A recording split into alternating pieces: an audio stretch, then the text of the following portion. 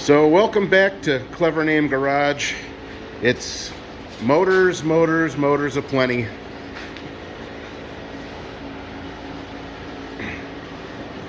CJ has been on a bit of a buying spree as of late.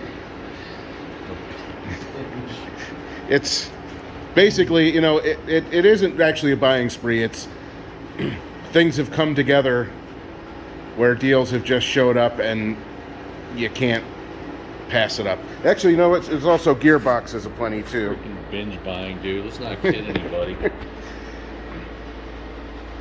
There's a 4-speed. Yeah, that's a Mustang 4-speed.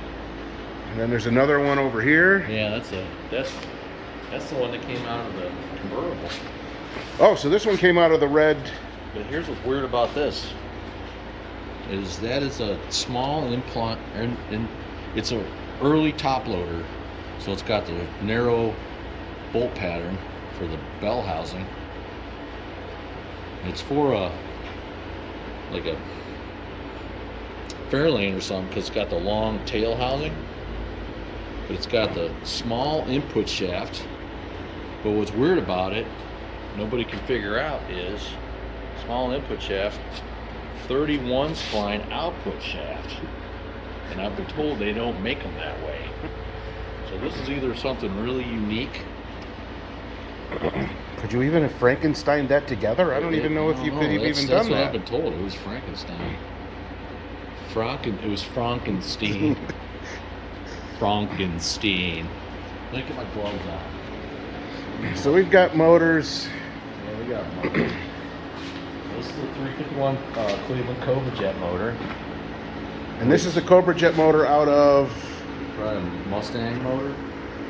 Could be out of a Mustang, a Torino, anything like that. It's a D2 AECA block, so therefore it was made in '72. Alright, so. Oh, and all that noise is the heater. It's actually really cold in here today, so. It's not really cold. Alright, so man, we scored. So there's the motor out of the Mustang. This is the one out of the red. This is the motor out of the Mustang convertible.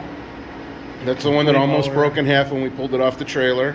Complete 351 Cleveland Cobra Jet motor for sale. It's all for sale. It's all for sale. Everything's for sale. And that's... What trans is that then? That's just a case. 4-speed Oh, it's a case for a 4-speed. Okay. That's a good 4-speed case. Look, and then there's another, the gears and everything out of that. There's like a gear, it's like, I'm missing the tails, that tail off of that one. But I can get that. I know where there's a blown up one with a blown up input shaft. So we take all that, the guts and that case, and I get this other transmission, I got a whole nother 4-speed. And of course, bell housings on the... We got bell housings, we just collected a lot of stuff, man. It was binge buying, man. So this one... Sickness. Alright, so this one, it looked fine. So then I started taking it apart, and I went to the first piston. I think it was, which cylinder was it? Number one cylinder. Alright, let me just my gloves on.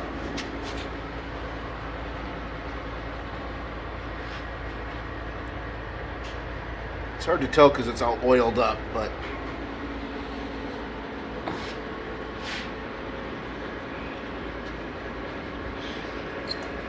So, this one here, you can see how dark this is here? From heat. See how that's all dark? Because it got so hot. It got so hot that completely, see, this is a bearing right here, right? There was a bearing on the second cap, but on the first cap, there was no bearing whatsoever. So I was kind of tripping. I was just like, wow, where's the bearing at, right? So then,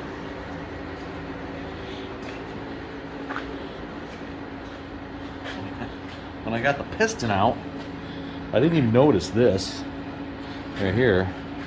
That is where the bearing that was completely gone. There was no bearing in here. It was riding on the crank, right? So then it must have started wearing away. It started hitting the crankshaft. That's what that is. So it was hitting the crankshaft, see?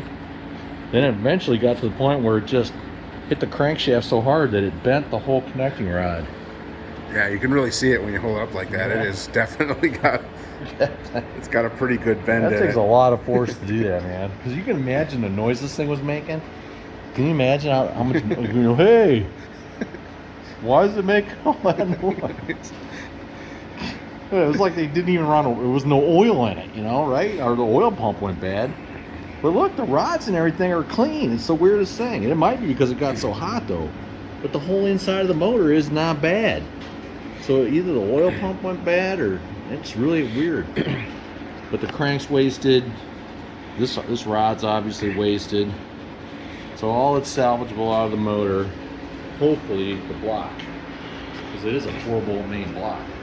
Yes. So we're gonna take Should the have mentioned that. 4-bolt main. So stellar. So we got that one that, I don't know, we're going to open that one up, or are we going to just let it be for a I while? think we should leave it alone. It's too good a piece, you know. It's complete. And then, Complete running motor. where did this oily one come from? This is another one. So this is the one that I thought was an HO.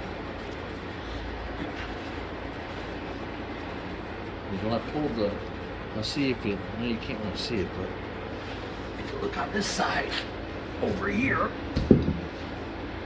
it's got flat top pistons, which is really odd, because that's a 72 4-bolt main, just like that one, but that one's got flat top pistons. And it is an oily mess. Yeah, it's ugly. Sludgy. Well, at least they had oil in it. But these have... See, and this has a dish dish. piston. So it's like this is the lower compression version of that motor with the dish piston. And if you look at that one, this is the higher compression version of it. It's got flat top pistons. And really, it should have these same pistons. So I thought it was an HO motor. And it might have been an HO motor because it had the flat top pistons, all the same stuff, but it had those heads on it. These are the heads. The heads. And these are, I can't see. These are open? Yeah, they're open chamber, but they're also. Yeah, you can see now, you can see. So it's an open chamber head, right? See it? It's got the open chamber. See, if it was a closed chamber head like we put on the Torino, Well, here, it would kind of be heart-shaped. I'll show you the difference. So that's that.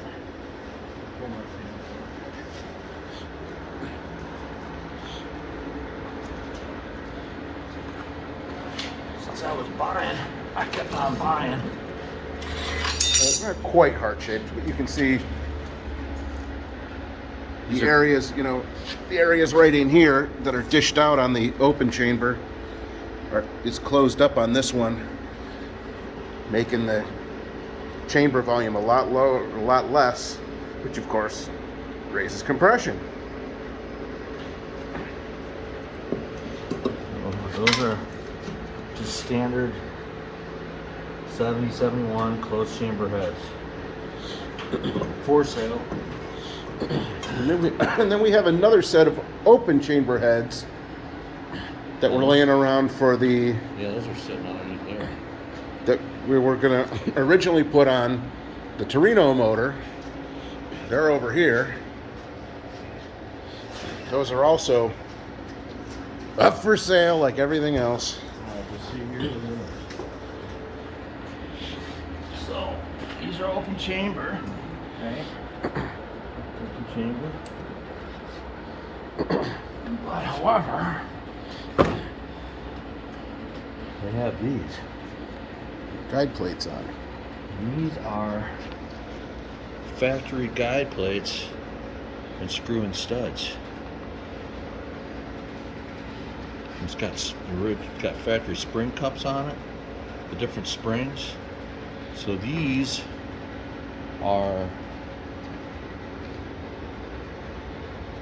heads would be used with a solid liquor can, because that's why they got the screw-in studs to adjust the lifters.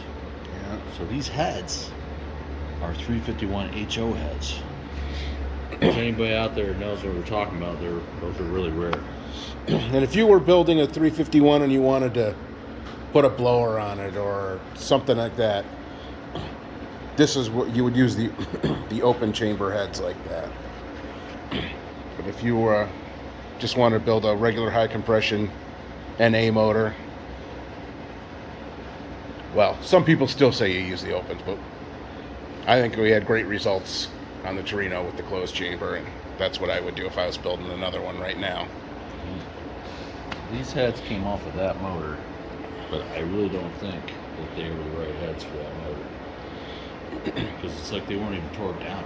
It was really weird. Well, and that becomes the issue too, is all this stuff is getting to be so old that, you know, over the years, and you know, a lot of these guys race these cars and shit like that, so you never know what somebody's gonna Frankenstein together, like this mystery trans, that if anybody knows anything about it, would love to hear. Yeah. Small input, 31 spline output, which is what they put in all the big blocks. I mean, it's really odd. It's either that or it's like out of a 428 or a 390, or it was probably behind a big block. So that's that, dude. So that brings you up to date on the plethora of Cleveland motors and transmissions that we have laying around here. If we find anything else interesting when we pull some of these apart, we'll obviously let you know. But we might just might put it together the 383 Mopar. Got all that all together, and it looks like we've even got the trans mocked up. I don't think we've showed you guys this before, though. It's like burlesque.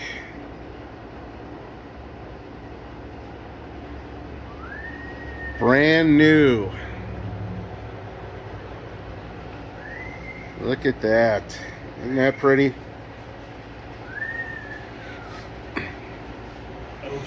Those don't come cheap, by the way. Even though they're basically just cheap plastic, go try to buy one now. So this is all at least mocked up. Obviously need to put the shift rods on here, but so this is what we've been up to. We haven't been posting a lot lately. It's just because it's been crazy and haven't had time to do a lot of recording, but we'll do more and more. And until then, like and subscribe. You know, I realize too that we've been screwing up. We've been saying to hit the button, but I guess if you're cool, you have to say you have to smash the like and subscribe buttons. So smash them, and we'll be back again soon when we put this 6-pack manifold on this 383. Till then, you know, all that like and subscribe shit and all that.